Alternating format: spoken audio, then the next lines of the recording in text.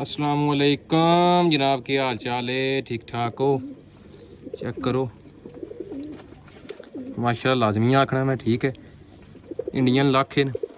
एक मिनट तुहानू शौक कराने जनाब, ये नारे शौक करो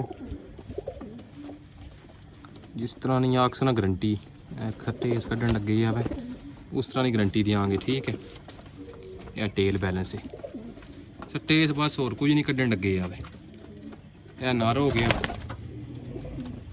शौक कोलू इस कराने। यह चेक करो, तमला भी है ये मादी इस नाल लगी, ये भी लाखियां च क्रॉस है, ठीक है। यह कुंते इस ना यह टेल बैलेंस है तो शौक कराने थानू जनाबे वाली।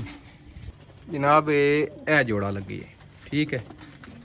शौक करो खलोता इन्होंने चेक करो, ये थल्लियों चेक कर लो, बेशक तंबल है इंशाअल्लाह। जिस तरह की 800 गारंटी है उन्होंने की गारंटी है, ठीक है। 0349 81 32 012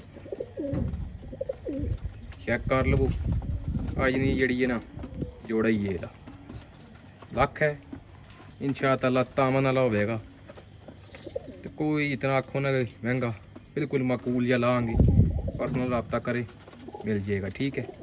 चेक कर लो माशाअल्लाह, लाजमी आखना मैं।